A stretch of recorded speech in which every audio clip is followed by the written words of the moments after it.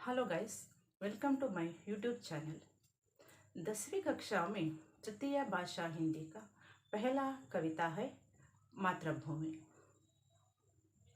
इस मातृभूमि कविता को हम हिंदी और कन्नड़ में सीखेंगे। इस कविता के कवि है श्री भगवती चरण वर्मा जी। कवि का उद्देश्य है बच्चों में देश प्रेम जागृत करने का, और कविता का आशय है मातृभूमि की विशेषताओं को परिचित करके बच्चों में देश प्रेम जागृत करने का। ಈ ಒಂದು ಮಾತೃಭೂಮಿ ಕವಿತೆಯ ಮುಖ್ಯ ಉದ್ದೇಶ ಮಕ್ಕಳಲ್ಲಿ ದೇಶ ಪ್ರೇಮವನ್ನು ಭಾವನೆಯನ್ನು ಬೆಳೆಸುವುದು ಹಾಗೂ ಈ ಒಂದು ಮಾತೃಭೂಮಿಯ ವಿಶೇಷತೆಗಳು ಏನು ಅಂತ ತಿಳ್ಕೊಳ್ಳುವಂಥದ್ದನ್ನು ನಾವು ಈ ಒಂದು ಕವಿತೆಯಲ್ಲಿ ಕಾಣಬಹುದು। ಈ ಕವಿತೆಯನ್ನು ಬರೆದಂತಹ ಕವಿ श्री भगवती चरण वर्मा जी और मातृभूमि। इस कविता के द्वारा कवि मातृभूमि की विशेषता का परिचय देते हुए छात्रों के मन में देश प्रेम का भाव जगाना चाहते हैं।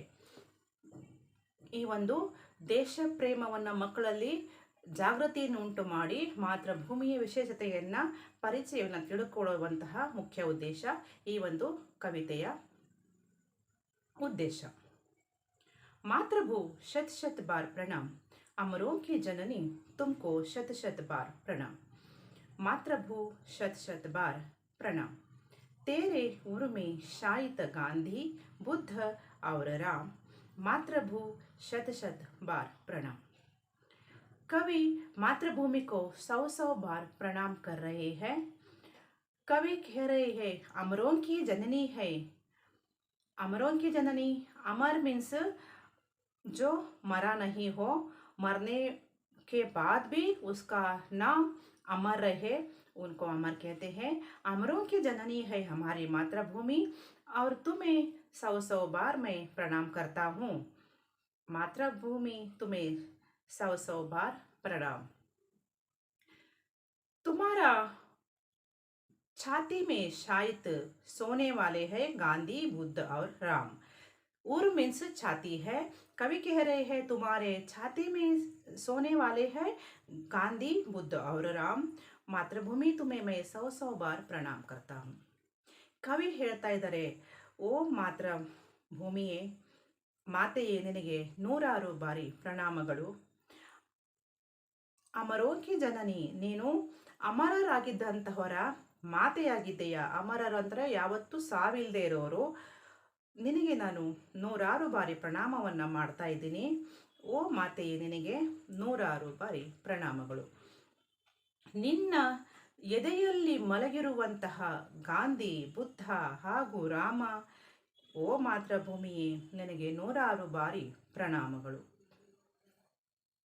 हरे भरे है खेत सुहाने, फल फूलों से युत वन उपवन। तेरे अंदर भरा हुआ है खनिजों का कितना व्यापक धन। मुक्त हस्त तू बांट रही है सुख संपत्ति धन धाम। मातृभू शत शत बार प्रणाम। कवि कह रहे हैं खेत कैसे हमारा भूमि का, हमारा खेत है, हरे भरे है और सुहाने, देखने में सुंदर है, नयन मनोहर है।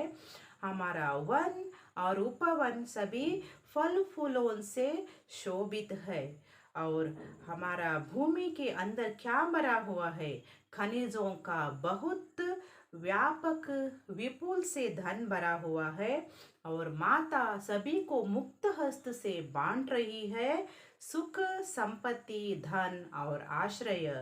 माता तुम्हें 100 बार प्रणाम करता हूँ। ಕವಿ ಹೇಳ್ತಾ ಇದ್ದಾರೆ, ನಮ್ಮ ಈ ಒಂದು ಮಾತೃಭೂಮಿಯ ಎಲ್ಲ ಹೊಲಗದ್ದೆಗಳು ಹಸಿರು ಹಸಿರುಗಾಗಿ ಕಂಗೊಳಿಸ್ತಾ ಇದ್ದಾವೆ, ನೋಡೋಕೆ ತುಂಬ ಸುಂದರವಾಗಿ ಕಾಣಿಸ್ತಾ ಇದೆ, ಮತ್ತು ಎಲ್ಲ ವನ ಅರಣ್ಯ ಮತ್ತು ತೋಟಗಳೆಲ್ಲವೂ ಹೂ ಹಣ್ಣುಗಳಿಂದ ಅಲಂಕೃತವಾಗಿವೆ, ಮತ್ತು ಈ ಭೂಮಿಯ ಕೆಳಗಡೆಗೆ ಖನಿಜಗಳ ಸಂಪತ್ತು ವ್ಯಾಪಕವಾಗಿ ತುಂಬಿಕೊಂಡಿದೆ। ನಮ್ಮ ಮಾತೆ ಎಲ್ಲರಿಗೂ ಮುಕ್ತ ಹಸ್ತದಿಂದ ಎಲ್ಲರಿಗೂ ಹಂಚ್ತಾ ಇದ್ದಾಳೆ ಏನನ್ನ? ಸುಖವನ್ನ, ಸಂಪತ್ತಿಯನ್ನ, ಆಶ್ರಯವನ್ನ ಮತ್ತು ಧನವನ್ನ. ಓ ಮಾತೆ, ನಿನಗೆ ನೂರಾರು ಬಾರಿ ಪ್ರಣಾಮಗಳು. एक हाथ में न्याय पताका, ज्ञान दीप दूसरे हाथ में, जग का रूप बदल दे हे माँ, कोटि कोटि हम आज साथ में. गूंज उठे जय हिंद नाद से सकल नगर और ग्राम, मातृभू शत शत बार प्रणाम. कवि कह रहे हैं माँ के एक हाथ में न्याय पताका है और दूसरे हाथ में है ज्ञान का दीप है. सभी को एक ही प्रकार का न्याय देने वाली माता है और ज्ञान का दीप को, प्रकाश को हमें सभी को दे रही है माता. और कवि कहते हैं और हे माँ, जग का रूप को बदल दो, हम कोटि कोटि जन तुम्हारे साथ है माँ. और जय हिंद का नाद, माँ के यह एक नाद सभी नगर और ग्राम में गूंज उठे. कवि का आशय है माँ तुम्हें हम 100 बार प्रणाम करते हैं. ಮಾತೆಯ ಒಂದು ಕೈಯಲ್ಲಿ ನ್ಯಾಯದ ಪತಾಕೆ ಇದೆ, ಹಾಗೆ ಇನ್ನೊಂದು ಕೈಯಲ್ಲಿ ಜ್ಞಾನ ದೀಪವನ್ನು ಹಿಡ್ಕೊಂಡು ನಮ್ಮನ್ನು ಮುನ್ನಡೆಸುವಂಥ ಕವಿ ಕೇಳ್ತಾ ಇದ್ದಾರೆ. ನಮ್ಮ ಜಗದ ಈ ಒಂದು ಜಗತ್ತಿನ ರೂಪವನ್ನು ಬದಲಾಯಿಸು ಮಾತೆ. ನಾವು ಕೋಟಿ ಕೋಟಿ ಜನರು ನಿನ್ನ ಜೊತೆಗೆ ಇದ್ದೀವಿ ಅಮ್ಮ. ನಮ್ಮ ಎಲ್ಲರ ಒಂದು ಆಶಯ ಏನಂದರೆ ಜೈ ಹಿಂದ್ ಹೇಳುವಂತಹ, ಈ ಭಾರತ ಮಾತೆಗೆ ಜಯವಾಗಲಿ, ಮಾತೃಭೂಮಿಗೆ ಜಯವಾಗಲಿ ಹೇಳುವಂತಹ ಒಂದು ಪ್ರತಿಧ್ವನಿ ಎಲ್ಲ ಕಡೆಗೂ ನಗರ ಗ್ರಾಮದಲ್ಲಿ ಮೊಳಗಲಿ ಅಂತ ಕವಿ ಕೇಳ್ಕೊತಾ ಇದ್ದಾರೆ.